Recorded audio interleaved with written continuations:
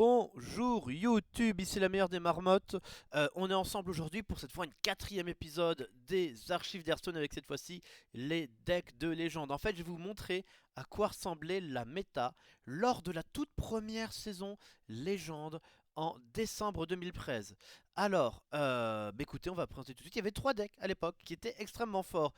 Et vous allez voir quand je vais vous donner les noms, ça ne va pas beaucoup vous choper.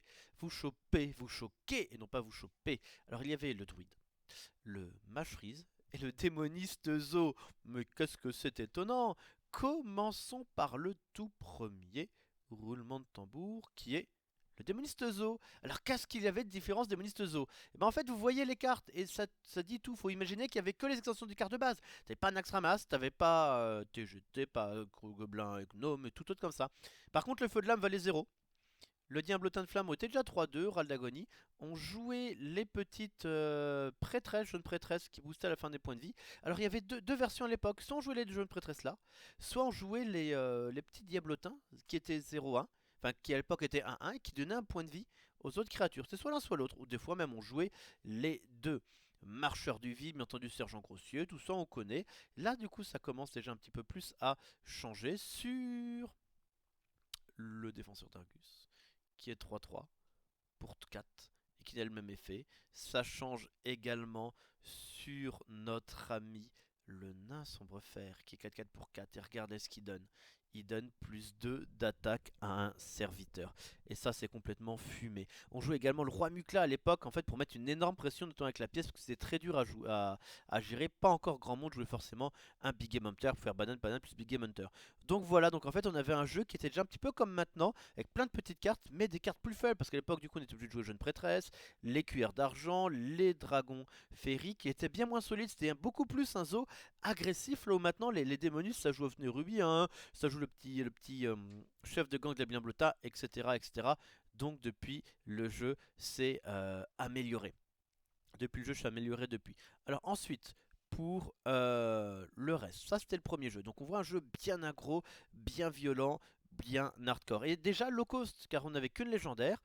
Bon, deux légendaires, le roi Mukla qui était grave remplaçable. Et pareil, Leroy, les deux cartes étaient tout à fait remplaçables. Donc déjà, c'était le jeu low cost de l'époque. C'était le jeu que je conseillais déjà durant mes premiers streams. Je lui conseillais de jouer des Zo, ça vaut pas cher, vous n'êtes pas légendaire. C'est free to play, vous montez légende avec. Et oui, les premiers joueurs sont montés légende avec ça. Parce que je rappelle, je vous parle de la toute première saison légendaire en décembre 2013.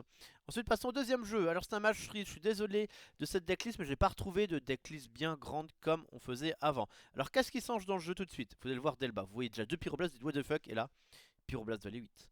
Blizzard valait 5 et non pas 6. Du coup, on joue déjà bloc de glace. Le Cone of Cold qui valait que 3.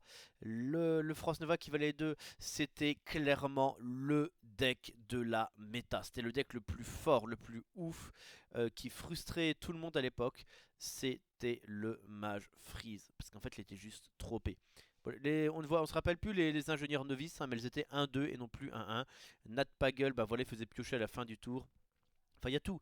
Il y a de la gestion, tu gérais trop facilement le board. Frost Nova, du coup, et Doomsayer, ça valait 4. Le Cone of 3, 5. Enfin, derrière, t'enchaînais le Blizzard. T'as même pas besoin de choc de flamme tellement t'avais de gestion pas cher. Il y avait juste passe avant vous pour aller chercher l'Ice Block, mais tout était OP. Et simplement, c'est double Pyroblast. En fait, des fois, t'arrivais à des trucs. Enfin, même le mec qui faisait l'Extraza, il faisait Pyroblast, Pyroblast. Enfin, voilà, t'arrivais à des moments stupides où vous pouvez faire Pyroblast, pièce, plus Ice Cold dans le même tour. Plus Ice Cold, Ice Block ou Cone of Cold. C'était complètement fumé comme deck. Il était quasiment invincible. C'était de très très loin le meilleur deck. Genre tu jouais Zo, c'était mort. Tu voyais ça, tu es là, ah c'est bon, je me casse. Mais déjà c'était déjà un deck plus cher. Parce qu'il fallait absolument l'Extraza, fallait double épique, fallait Nat Pagel qui aidait bien, plus Talos, etc. C'est déjà un petit peu plus cher que ce qu'on avait le Zo. Et puis après il y avait le deck pour le deck qu'on appelait le deck pour les bourgeois. Le deck le plus, pas le plus OP, mais le plus fun à jouer. Bonjour, c'était le druide. Et à l'époque, comme vous voyez, bah en fait, personne ne jouait la combo. À l'époque, en fait, on jouait pas la combo. Et à l'époque, en fait, pourquoi j'ai que c'était un deck de bourgeois? Parce que bonjour, il y avait donc 1, 2, 3, 4, 5, 6, 7, 8 légendaires. Le jeu il causait quoi, c'était le jeu il causait grave. Alors qu'est-ce qui changeait? Alors en fait, vu que tout le monde jouait match freeze, t'as besoin de te soigner. Ici, donc du coup, tu as un ancien de savoir. Ouais, à l'époque, c'était pas encore très optimisé. On débutait, donc comme vous voyez, en fait, si vous voyez le jeu maintenant, vous allez vraiment vous dire, mais what the fuck? Mais comment ça fonctionnait? Mais pourquoi ça passait, etc. Quelle était la surprise, quel était le projet? Et ben le projet, tout simplement, c'était de clean les cartes en face, de gérer le board avec les colères, avec les griffes qu'on faisait avec deux d'armure pour en fait justement se protéger, monter de l'armure contre le match freeze. On avait à l'époque chevalier, chevalier noir parce qu'il y avait beaucoup de taunts joués entre les Argus et autres. Tout le monde jouait Cairn parce que c'était ultra solide. On avait un petit manipulateur qui en fait permettait soit souvent de copier le Cairn en face, soit de copier son propre Ragnaros. On fait des batailles de Ragnaros. Bah, en fait ça donnait quoi? De Ragnaros c'était hyper joué en fait. Tous les jeux mid ils jouaient Ragnaros. Donc en fait ça donnait souvent Ragnaros et derrière en face tu faisais manipulateur, BGH, t'avais win. C'était un peu à l'époque, c'est un peu différent de maintenant. On jouait moins bien, on jouait pas de croissance comme vous le voyez. Par contre, on avait des Yeti, d'où le jamais sans mon Yeti. Pièce innervation Yeti, en mirror ça te faisait win. On avait les golems des moissons, on avait comme le prophète pour se heal en début de partie, notamment contre les jeux Zo.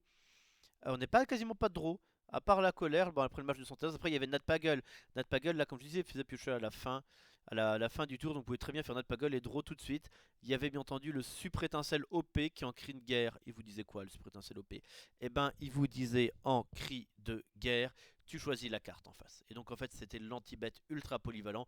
Il pouvait actuellement tout défoncer. Absolument tout défoncer. Et bon, voilà quoi. J'ai envie de transformer. Tu joues Ragnaros avec Super Étincelle, ça devient un écureuil. Tu joues Sylvanas, bah, c'est pas grave. Au pire, c'est une 5-5 sans pouvoir. Au mieux, c'est un vieil écureuil. Donc voilà, ça c'était clairement le troisième deck. Peut-être pas le plus fort, moins fort que le match freeze, mais moins dur à jouer. Et on le retrouvait beaucoup. Donc voilà. Voilà. Si vous revenez dans le temps, si vous retournez dans le temps, si vous arrivez à nouveau en décembre 2013 et que vous voulez passer légende, c'était avec ces trois jeux. En tout cas, j'espère que ça vous a plu. Voilà, je pense que ça clôt un petit peu cette série d'archives d'Hearthstone pour l'instant, car on a un petit peu fait le tour de tout ce qui existait de vraiment ancien. On fera peut-être des petits spin-offs sur d'autres termes, sur les decks qu'une autre époque donnée, Prenax Ramas ou autre. Mais en tout cas, j'espère que cette série vous a plu. Je vous fais des gros bisous et je vous dis à bientôt sur YouTube. Ciao ciao.